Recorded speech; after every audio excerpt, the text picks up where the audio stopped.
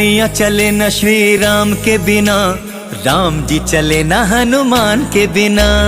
दुनिया चले न श्री राम के बिना, राम जी चले न हनुमान के बिना। दुनिया चले न श्री राम के बिना, राम जी चले न हनुमान के बिना।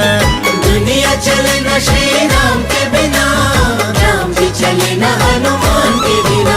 हाँ, दुनिया चले न श्री राम के बिना, राम जी चले न हनुमान के बिना।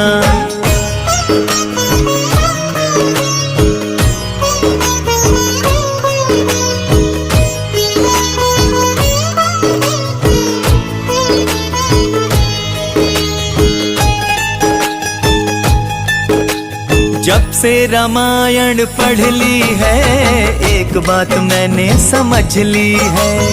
जब से रामायण